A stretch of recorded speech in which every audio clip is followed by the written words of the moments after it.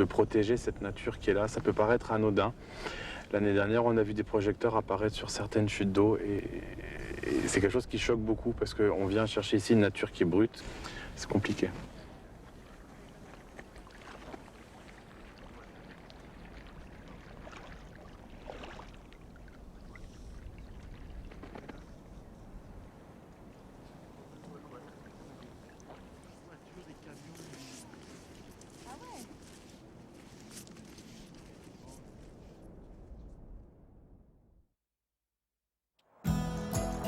Aspetta, vad det bilen!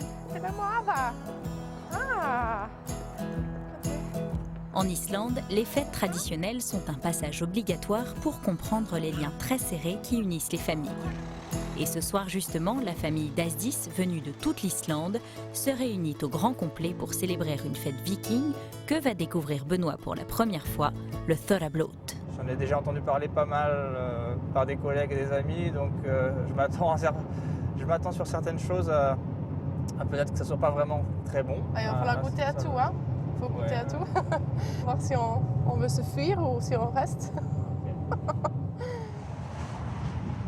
Le Thorrablót est une tradition très ancrée en Islande. La signification originelle voulait qu'on honore les dieux nordiques par des offrandes de nourriture et des récitations de poèmes afin de s'assurer leur protection pour l'année à venir. Aujourd'hui, c'est surtout l'occasion de se réunir pour les Islandais qui font de cette fête un véritable banquet. Ça, c'est les testicules de bélier, où c'est des mets qui ont été conservés pendant des mois dans du petit lait. C'est une ancienne méthode de conservation en fait. Ok.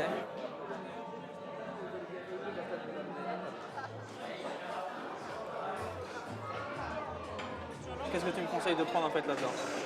Bah, il faut tout goûter, hein. Ouais, Il ok. faut tout essayer. Ok.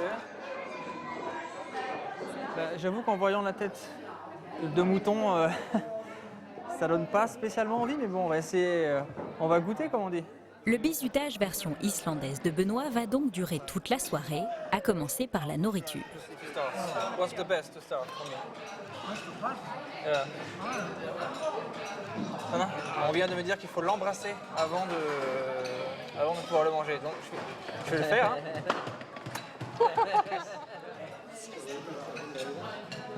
On va? Yeah, okay.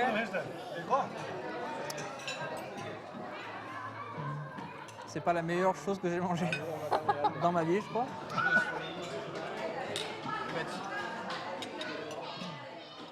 Il passe la tête de bélier à son beau-père, qui mange l'œil de l'animal. Je sais pas si je suis encore assez islandais pour pouvoir aller jusque-là.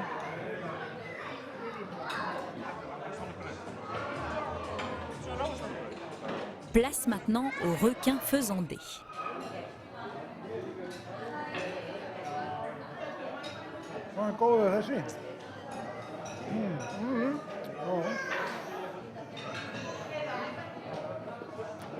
Ouais. Benoît, ça a quel goût? Pourri, ou un goût d'ammoniac en fait. Ammoniac, ouais. C'est pas... Je vais essayer de vite le finir en fait, pour pas qu'il me reste trop longtemps dans la bouche. Examen réussi. Benoît peut faire partie de la photo de famille avant de s'essayer à d'autres coutumes.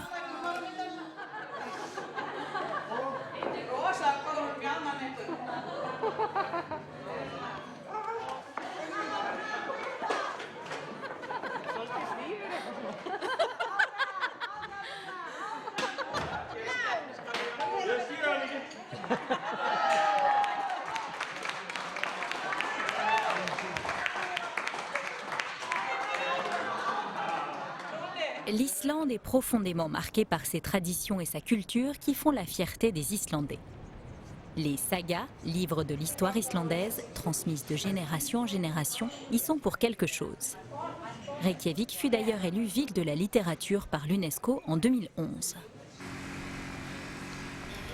La culture islandaise s'exprime aussi à travers les centaines de festivals qui ont lieu toute l'année. Au cœur de l'hiver, le Winterlight Festival, autrement dit le Festival des Lumières hivernales, est réputé pour créer des ambiances lumineuses magiques à travers toute la ville et jusque dans les piscines municipales.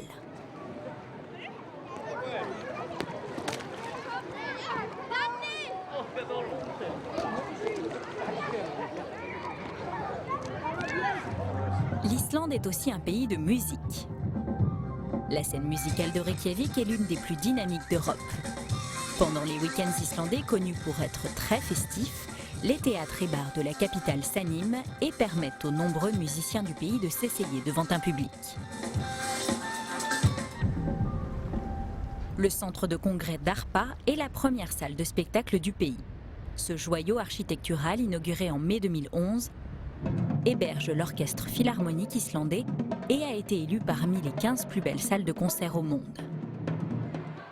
Et ce soir, Manuela va justement assister au Sonar Festival au sein d'Arpa, qui a lieu tous les ans en hiver. L'occasion pour elle d'aller à la rencontre de ses artistes islandais préférés. Donc c'est mon premier Sonar et je suis venue avec deux de mes meilleurs amis ici en Islande. Je suis venue avec une fille donc avec qui je travaille et ma colocataire et on va juste, je pense, bien s'amuser ce soir.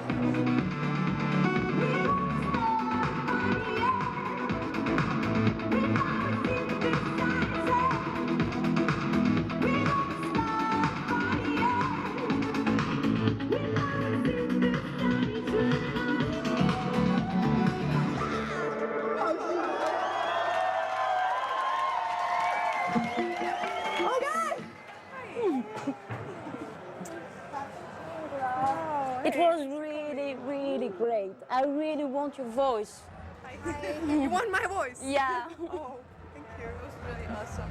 Yes, thanks. Tu te sens un peu VIP de pouvoir rencontrer les artistes et je trouve qu'il n'y a pas la même approche qu'il y a en France où ils sont beaucoup plus cool, c'est en mode serein, ils sont même surpris quand tu viens les voir pour leur dire que tu aimes leur musique, tout ça. C'est vrai que c'est un petit milieu et tout le monde se connaît rapidement et il suffit que voilà, tu sois une personne suffisamment cool pour être amie voilà, avec des personnes. Bah, après, ça vient aussi naturellement et les liens se créent. Du coup, moi, ça permet de faire ma copie. And you told me earlier that you wanted my voice. Yeah. I wanted to learn French. So Okay, we can switch. Okay, that's a deal. for you. Deal.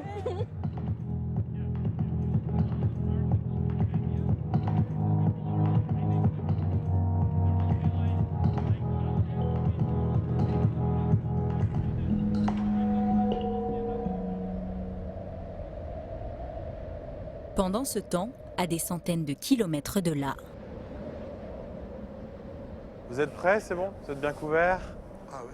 On y va? On va se trouver un petit coin où il n'y a pas trop de lumière, qu'on soit pas trop gêné, et puis on va espérer, on va attendre. On va croiser les doigts? On y va? Gilbert va tenter de faire découvrir à son groupe un phénomène incroyable observé dans les pays proches du pôle Nord, les aurores boréales. On va attendre là, on est bien. Donc coupez vos lampes et puis il ne reste plus qu'à croiser les doigts. Il ne reste plus qu'à espérer. Gilbert, il faut qu'on attende longtemps pour en voir. Ça dépend, des fois on attend 5 minutes, des fois 1 heure, des fois 3 heures. On ne sait jamais vraiment. C'est comme leur durée, des fois ça dure 5 secondes, des fois 5 minutes, des fois 2 heures. Donc on ne sait vraiment jamais. Il y a des soirs où on en aura un tout petit peu, elles seront plutôt faibles. Et beaucoup de personnes pourront même les prendre pour des nuages ou pour la réflexion de la lune. Après, il y a des soirs où elles sont vraiment, vraiment costauds et elles prennent vraiment cette forme de rideau. Donc ça dépend vraiment des soirs, ça dépend de la chance qu'on a, si on est au bon endroit. Et après de longues minutes d'attente, Gilbert, c'est pas une lueur qu'on voit là? Ah si, ça devient vert là. Ça commence à s'allonger, tu vois. Toi, ça bouge, voilà ce que je veux dire. Tu vois, ça bouge. Oui, ça danse. Ah, c'est pas mal, hein, regarde, ça, c'est vraiment Wow. super. Regarde, tu vois là, ça commence à danser, tu vois là, regarde. Ouais. Génial.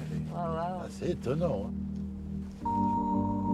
J'en avais jamais vu. Première fois de ma vie que j'en ai vu. C'est vrai? Ouais, jamais vu ça. Après, tu t'étonnes que les gens, ils s'inventent des légendes, mais Bah oui. c'est vrai que c'est étonnant. Bah ouais. Alors, tu vois, rien que pour ça, ça vaut la peine de venir en Islande. Hein. C'est exceptionnel.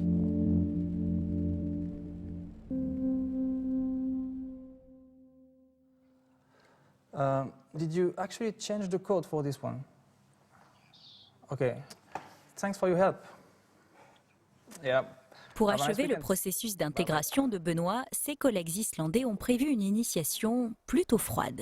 Let's go. Alors là, donc, entre midi et 2, on va aller nager un peu dans la mer. On s'assure que l'été, il y a un peu plus de monde qui participe.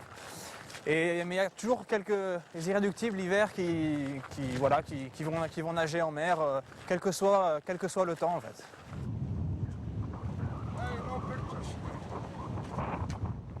Control your breathing. It will feel great. Okay. As I'll great try as it. cold can get. Okay. I'll try to do that soon. Okay.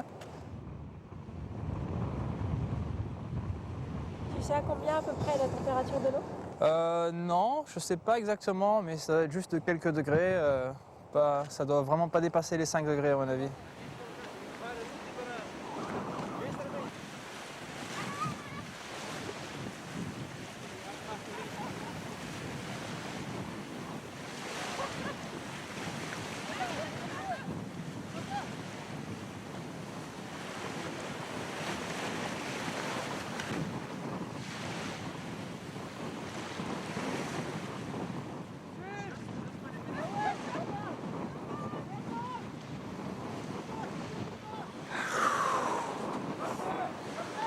Non, je pense que ça va être bon pour aujourd'hui.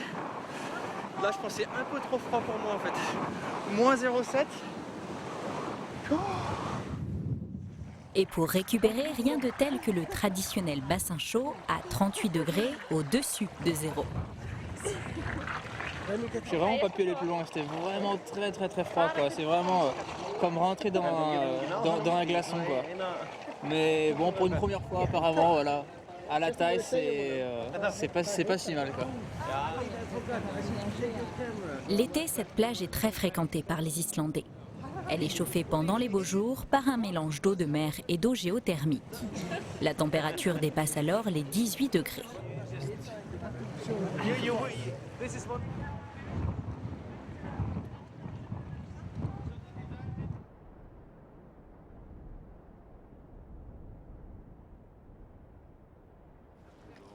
Pour leur dernière journée d'aventure, les touristes français vont aussi devoir affronter le froid, mais en crampons et sur une longue glacière.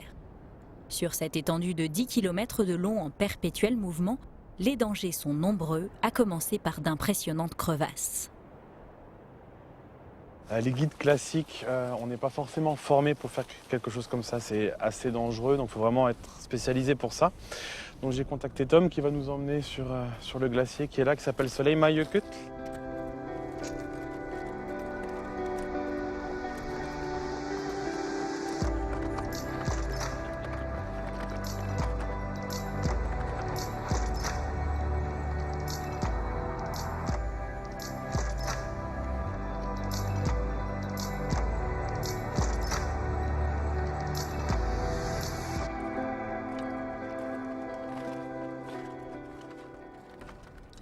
Alors en fait, le noir là qui est dans la glace, c'est de la cendre de Eyjafjallajökull en 2010 et Grímsvötn en 2011, qui était rapporté par le vent. Un peu ce qu'on a eu il y a quelques jours, quand on a eu le vent qui soulevait tout ça. Et donc c'est lui qui a collé et qui a mélangé la cendre à la glace.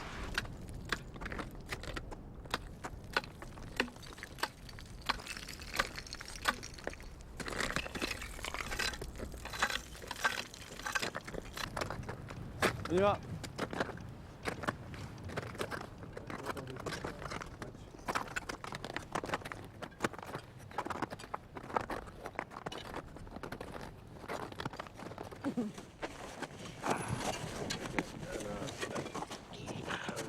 Cette langue glaciaire est très prisée par les touristes été comme hiver. Mais les agences qui organisent des circuits sont confrontées à un dilemme. Trop de visiteurs risquent de dégrader son écosystème déjà très fragile. Il y a une dizaine d'années, cette langue glaciaire arrivait jusque là où se trouve le parking maintenant. Et non seulement elle était plus longue, mais elle était beaucoup plus épaisse. Cette falaise-là, en fait, le glacier arrivait vraiment tout en haut sur le bord de cette falaise. En ce moment, tous les glaciers en Islande sont